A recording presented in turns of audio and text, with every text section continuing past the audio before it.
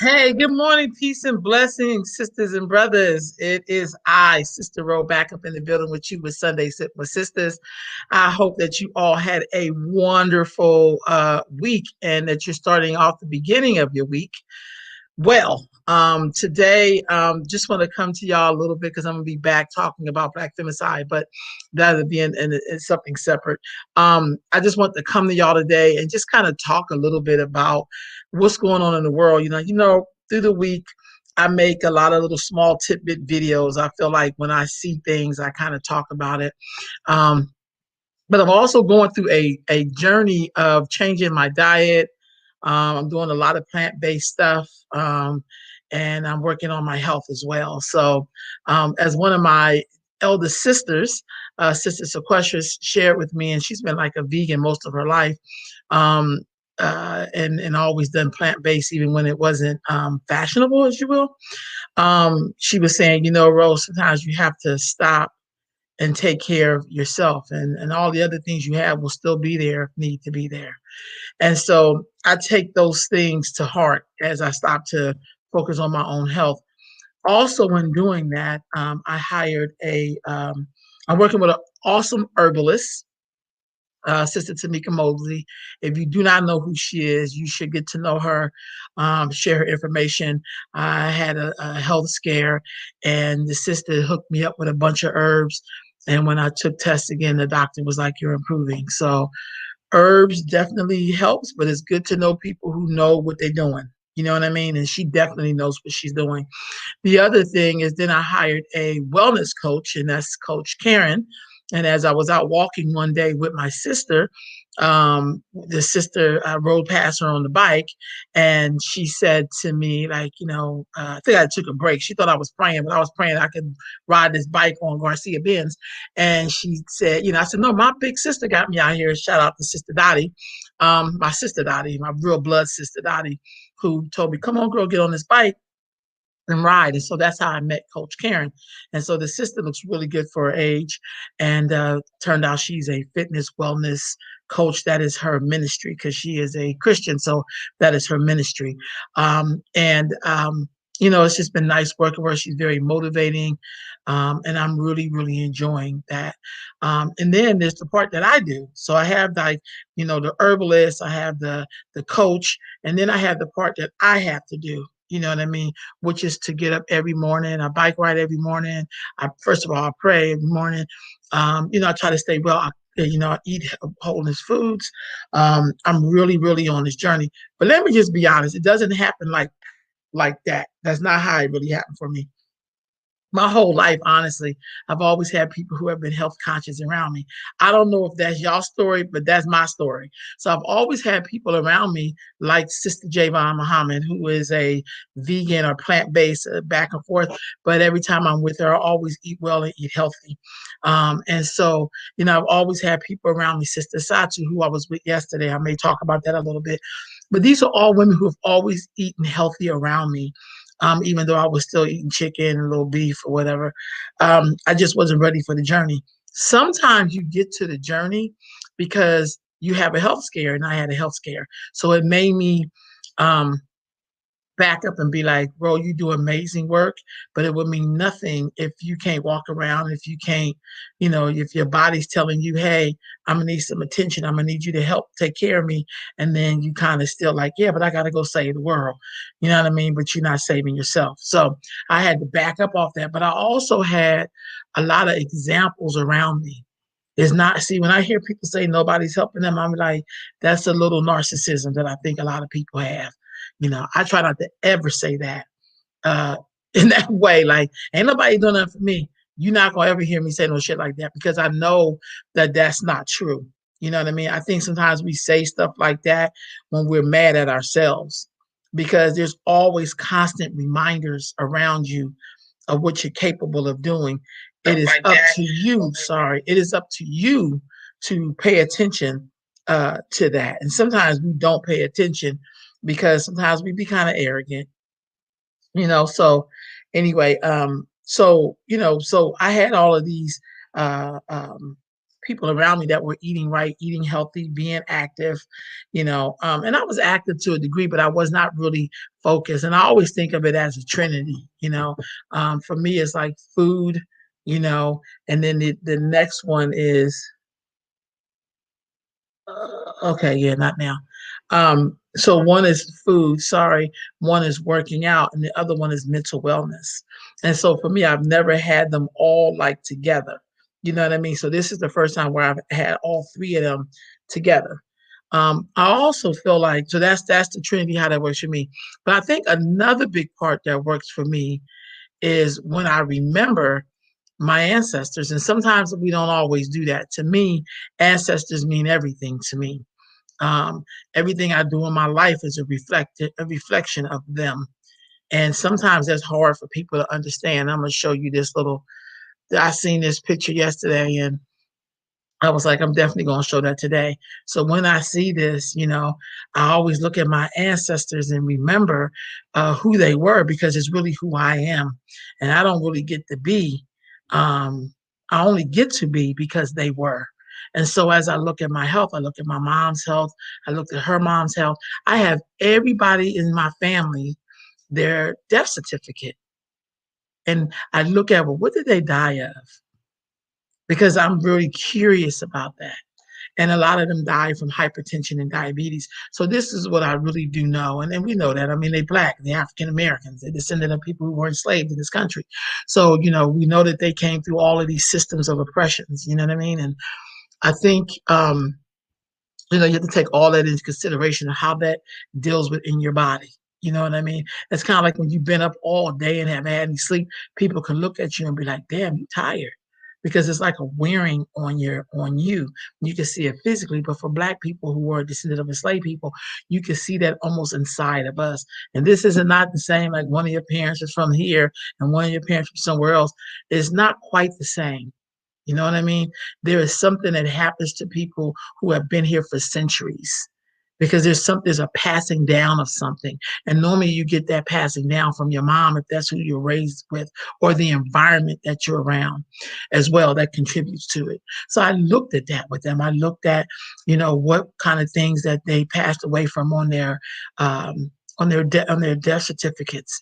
And there was a lot of stuff around hypertension and diabetes. Um, and they were very young. We're talking 52. My grandmother died at 52. My mama died at 52. And these were things that I had to really look at. And as I am approaching 50, with things, but I also believe in metaphysics.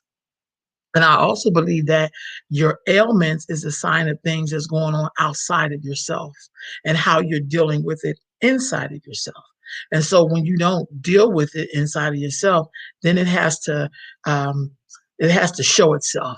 Like for instance, there's a woman called Louise Hay. The book is called You Can Heal Yourself. I love this book. I've had it for years, and I always reference the book. But one of the things it talks about diabetes, and you can look up diabetes in the book, and when you look up diabetes, it will say that you don't have enough sweetness in your life, and so diabetes is about your sugar being high or too low, but mainly for Black folks it's too high because we eat a lot of things with sugar in it. And so when I looked at the part of it that is the spiritual kind of soul work part, that's not having enough sweetness. When I look back on my mom's life and my grandmom's life, I know they didn't have a lot of sweetness in their life. You know, that was hence why they cooked so many things that had sweetness in it, in terms of the taste. So sweetness in terms of how people treat you. That's why I'm a stickler for when people act like being Black means you have to take abuse. That doesn't work for me because I need sweetness. If you treat me sweet, it's gonna be all good. But if you come at me with some BS, it's not gonna be good. But see, every time I have to fight you like that, that affects my health, it affects my soul, it affects my being. So that's why I'm kind of like when I'm talking with people and they're saying I like to be sometimes in other communities because it just seems sweeter, like their life is sweeter. Black folks look at it as like, you don't like Black people. It's kind of like saying I don't want to be with y'all because y'all have too much bullshit going on. There's too much drama. You know what I mean? We being black shouldn't mean that we're fighting each other all the time. Being black don't mean we struggling and we don't know how we're gonna pay the rent. Being black shouldn't be, oh my God, we fanboying. You know, that's too much and it weighs on the psyche. And then it comes out in your dis-ease and your dis-ease. You understand what I'm saying? It comes out like that. So here we are, you know, high blood pressure, diabetes, you name it, cancer. You know, we got all of these things going on with us, and then we check it out. So when they say we have the highest COVID rate, I don't think it's that COVID like black people. I think that we constantly are in environments and are a part of environments that constantly beat your body down. And so then you become susceptible to getting whatever latest disease is out there or latest ailment is out there. And so it's very different when, you know, I was telling somebody like, for me, I feel like I'm always having to fight forces sometimes. Like, and this is really my truth. I have a really hard time taking instruction from men folk sometimes because men-centered things gets on my nerves a little bit because it doesn't leave room for us to really be together. Like, you know, like I feel like men should learn how to use honey just like women learn how to use honey. Like, I mean, you can get more with honey than you can say with vinegar. You know what I'm saying? So I like if someone's teaching me something and their demeanor is very rough, in my brain it just turns shit off. Like I can't even hear what they're saying. If they saying something and their energy feels very soft and very good, I'm on it. Like I would, oh my God, I'm just so on it. So for me, sometimes with some men, not all, with some men, their energy is very hard and very choppy. I don't think that means that you're a man. I think that means you kind of rude. You know what I'm saying? So for me, I have to really work on finding men who understand honey. You know what I mean? And it doesn't mean that you're soft, as in like your sexuality. It means that you know how to talk to people. You know what I mean? This morning I went bike riding because I bike ride every morning.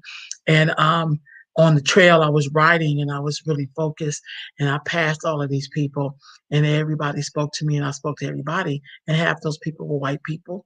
I'm trying to be funny and some of them were white men.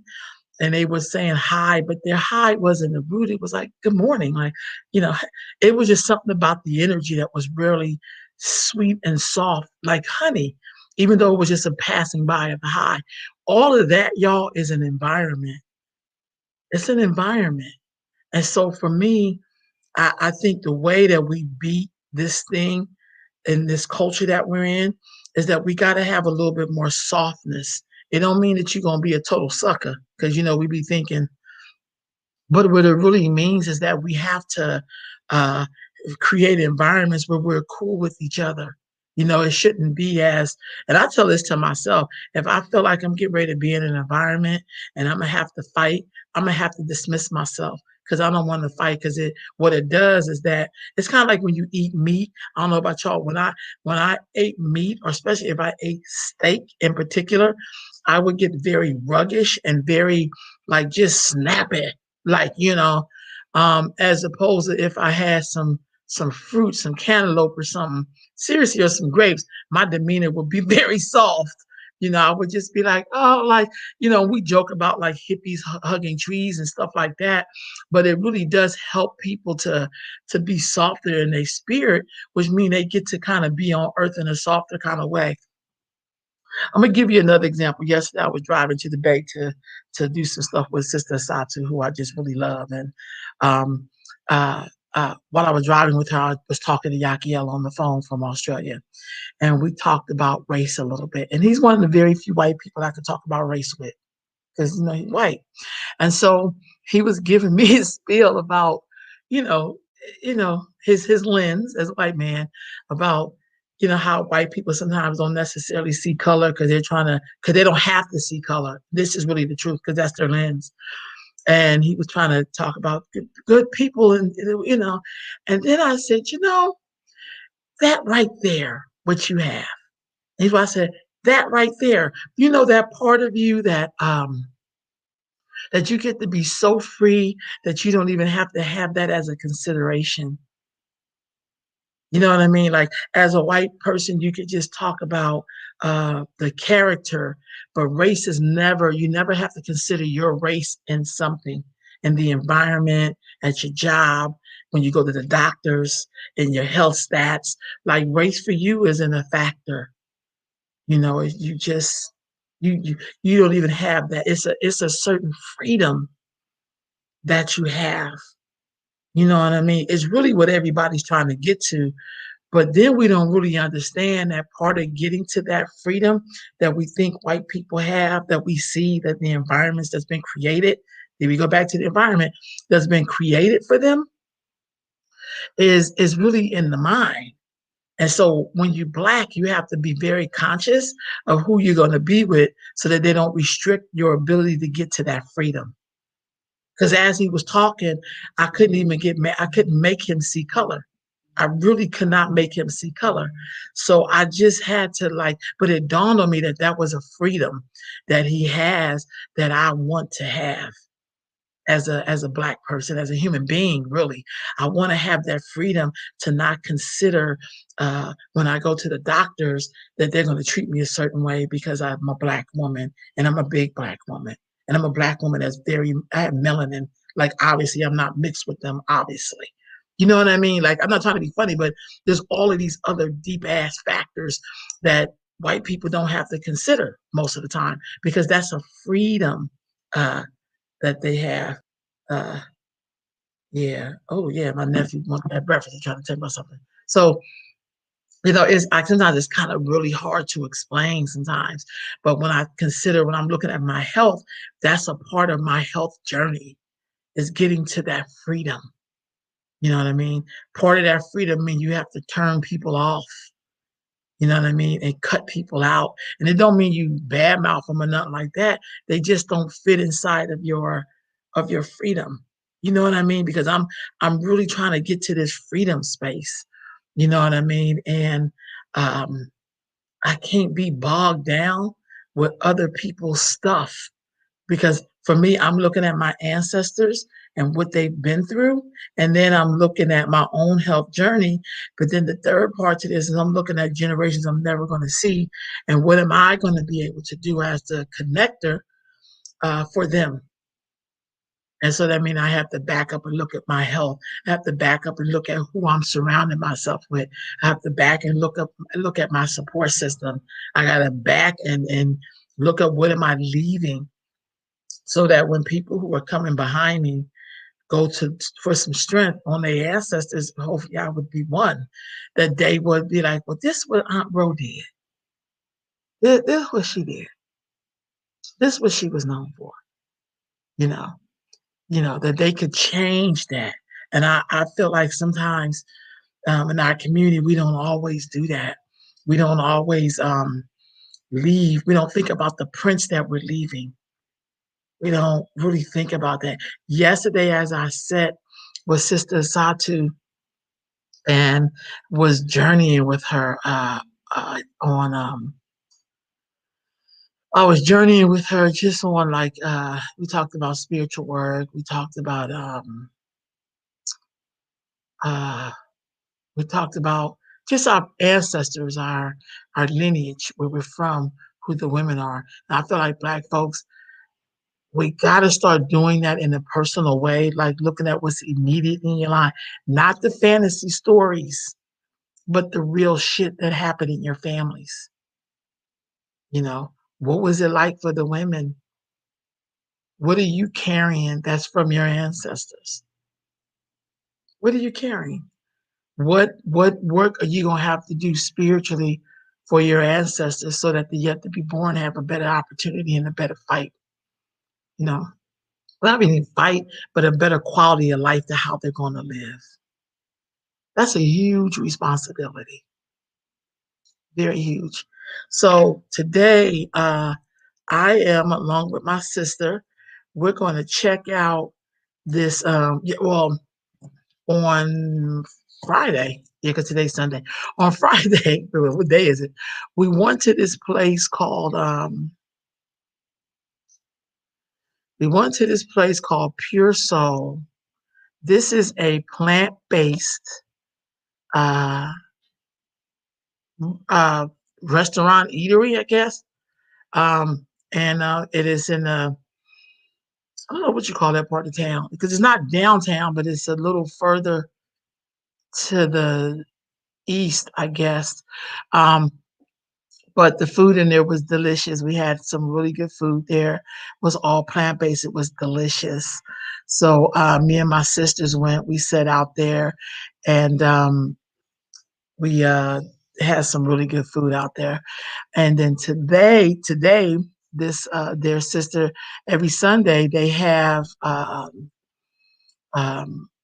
soul food, if you will, but it's all plant based. Okay, it's all plant based. So today we're going to go to this place, and they say that you should order your food online and then get there as soon as you can because it'll be gone. So this to show you how I'm wired, and I'm going to support this sister because first of all, I thoroughly enjoyed her food. It was very good. Customer service, beautiful. Because customer service, y'all, is important. I'm sorry, but if you treat me right, I'll come back to your store 1,000 times. Okay, but this sister here today, so it's Soul Food Sunday, I guess. And so today, what they're going to be having out there is some collard greens, some potato salad, some baked beans, corn on the cob, mac and cheese. Um, and space balls and some other stuff. Ask Auntie Soulful Sunday is what she's calling it. Then they're gonna have some other stuff out there too, but mainly that.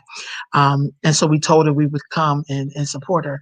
Now here's the truth, because I make some really good vegetarian greens and don't have that no smoked meat in it. I use smoked paprika and some other things.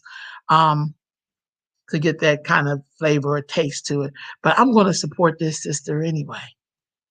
You know, she came out, she greeted us, um, and I want to show my support for her. But also, it helps me because I'm making this switch. So I'm trying to eat more. This would be like a full week of me just eating like this, where I haven't had me meat for a week, and so I'm feeling pretty good about that. So I want to go support her. And so if you're not doing anything, please check out this sister's place. She had a line, so her food was good because I tasted it. But that was my first time going there on Friday, and there was a line. So on this Sunday, if you don't have much to do, please check out her spot, um, because we got to really support. We got to support each other as we make healthier choices. Because for me, this is a healthier choice. But again, I'm gonna say this: I've always been around people who have always ate healthy to a degree. Like at least half of my friends, my real conscious work worthy friends, have always had like good eating habits, and so I'm just kind of being more serious about it. So and maybe my taste buds has changed. Because there was a time where I just felt like I had to have sugar and I had to have meat, and I didn't feel like I was full if I didn't have it. So I feel very uh, just blessed in that regard. So the other thing I want to say before I wrap up, because I just want to kind of check in with y'all today, because I've been kind of talking through the week, is that I just want to end with two things. The first thing is that I really feel like we have to focus on our Black woman, and I'm saying it just like that. I'm saying womb man. I feel like we have to really understand that being a woman has nothing to do with cosmetics. It has nothing to do with how much makeup you put on. It doesn't matter about your lashes or your hair weave. None of those things make you a woman. It makes you made up, but it doesn't make you a woman. What makes a woman is her womb. That's why we're the womb man, and the man is the man. You understand what I'm saying? There is something about the womb. And I feel like we almost have to put that word back in the word. We almost have to say womb man when we talk these days. Um, Sometimes I reflect a lot on things that elders say to me. And I remember my Uncle Stanley saying, blessed memory, Uncle Stanley, that when you crack the door open, when you let people slide, then they will bust the door open like a dam. So if you start off normalizing shit you know is not right, before long, it will kind of act like it has a right to just take over. And that's why I'm really making this stand about saying womb man, that we have to protect the womb. Um, because if we don't protect the womb, then it's over for the whole human family, period. And I feel like people could be who they want to be, but I'm at the point where I want to be recognized for my womb. I want to be recognized, and I'm a womb man, and I'm okay with that. I don't wanna do woman with an X. I don't wanna do, anybody can do I don't wanna do none of that for me. The category I wanna be in is the womb man, because I am a womb man, and there's a lot that come with that. It is not something that's cosmetic. It has nothing to do with dramatics. It has nothing to do with, how much you think it has nothing to do with what you see or how you feel a woman should be. You know what I mean? It has nothing to do with the right bra you wear. It has nothing to do with your so-called body shape. It has nothing to do with these character types of the way we see women. It has nothing to do with any of that stuff. So for me, the womb man is something that we must protect with all our might, because we are living in a society that's kind of ending a little bit. It's kind of winding up and winding down, if you will, because we don't know how to make room for people to be who they are, in terms of we don't honor that. Like, I feel like I have to fight for Black girls and women just to be a woman, you know? We shouldn't be having to tiptoe around other people's feelings because they feel like they want to be whoever they want to be. That's great, but you don't get to stop me and tell me who I get to be. You really don't. I think there's a lot of someone, my Uncle Stanley, blessed in memory, he's coming through so strong today. He used to say, when this system tells you that it's ending one system, it's because they have a plan for another system. But you don't know what the system is. So say, let's just take slavery in this country. As they were saying we're abolishing slavery, they came up with Jim Crow. Like, it was just kind of like they really didn't change. They said, we're not going to say this word anymore. We're going to just use this word, you know? And I feel like African Americans in particular need to, it's time for you just to do your real work. Not saying that we didn't do any work, but to do the real work of studying all the stuff that our ancestors have done on this land, you know, and really do the real work. They were all the research, if you will. So they left us tons of research. So there's no way we should still be investing in a political party as Black people. We should not. We've already did that already. We've already did the Democrats. We already did there's no way our survival should not be based upon who is president, because it really has nothing to do with it. Every group that comes here, they don't really give a damn who the president is. They still go about their way of building their community. They don't care who the president is. Really, they don't.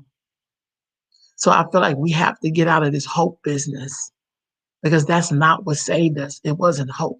It was our hard work and sweat. You know, if reparations happen, of course we know they owe us reparations. I'm not dissing that at all. But I don't think we're gonna be sitting around waiting for the shit either. And we shouldn't be sitting around waiting for it. We should be out there fighting for it. We know that we live in a system that doesn't really want you to have certain things, and that's okay. I feel like that is a-okay. But it is our job to always have a plan. I feel like our ancestors are telling us, remember how we had a plan and we didn't always let them know what the plan was? We just moved on it. I feel like if you are a Black person and you know you have extra room in your house, you should be figuring out how to sponsor someone who looks like you and allow them to come here so you can build some alliances with some people. If you know in your community that some of us are far gone and you can't really help us, there are Black people all over the globe who are needing us to help them, because in helping them, you help us. See, I'm not into this thing of, I definitely know I'm an African woman, always been. I don't get mistaken for shit else. So I'm always gonna be black. Everything about me is black. I'm an African descendant. Yes, I am. Unlike most black people who talk that shit, I can tell you the plantation my ancestors walked off of. I could say their names. And so in that, I know I owe them something. And so I feel like we got to understand that we are connected to something global, and it's okay for people to be who they are. But there is a connectedness. Like I care about what's happening in Haiti. I care about what's happening in South Africa. I care about what's happening with Black people in Latin America. You know, I'm not trying to claim people who don't claim me. So I don't have that dying sick love of I'm gonna make you black and you don't really see yourself as black. I don't give a damn. Why would I be messing with you? You don't even like me. Bye. You have to learn to ignore people because you know they'll come back around because this system has a way of telling you who you are at the end of the day. So, I don't even concern myself with people like that. I really don't concern myself. So I just feel like we got to be about the business of taking care of ourselves and our community and people who are like us. As I reflect upon growing up in the 70s and part of the 80s, in my youth, in my really young adolescence, honestly, I remember Black folks taking care of each other. You know, I remember walking down Swain Street and damn near knowing everybody on the block. And they knew what time we were going to be walking down that street every day. They knew if my mother was at work, we better all be on the steps or in the house. I remember a community being so accountable. I feel like a lot of us have had that experience. Not all of us, but a lot of us have. And when you experiencing something, it's not just for you to say, that's a great memory. No, it's for you to act on it. You must recreate that. You can't keep saying, well, I didn't have that opportunity. You can't keep saying that. You have to make it happen. You have to make it happen. That's why you've experienced it. Because now it is your job. It's your job to now pass that experience on to someone else. Family, we owe this to our people. We owe this to our young folks. We owe them this. Those experiences that were created for us. And I'm talking about people who maybe y'all grew up in the 70s like me. Them 70s was so vivid, man. I'm telling you. I think about them and I just smile. Like, when you're young, you don't even know you in the good old days, honestly, until you're old and you reflect and go, let me improve on that. It don't mean that ugly things weren't happening, but I also know energy, man. It's all about energy. I'm so drawn to the light, man. I'm so drawn to the good energy. The bad shit, I gotta move. When I see Black folks acting a fool with each other, I got to move.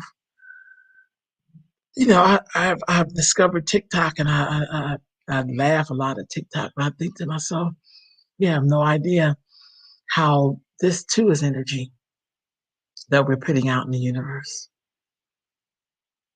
And if we don't save ourselves, no one else will. And if it's all over, it's all on us.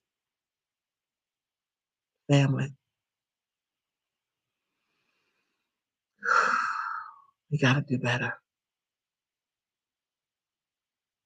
So, as I bid y'all all adieu, if you notice, I started off the show with some different music, and I love Diane Reeves, and I love the song Afro Blue. And I love that song because the beginning lyric says, dream of a land my soul is from. I hear a hand thump on the drum. And I feel like, I feel my ancestors every day. And I feel like they speak to me every day. And I feel like we owe them our lives. So, family, all right, I'm jumping off of here.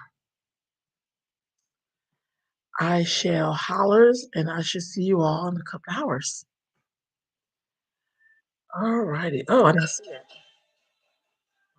Family. All right, family. I'm out of here. Have a good week, and I should see you back. I'm gonna be back talking about Black femicide. So I will see y'all all then.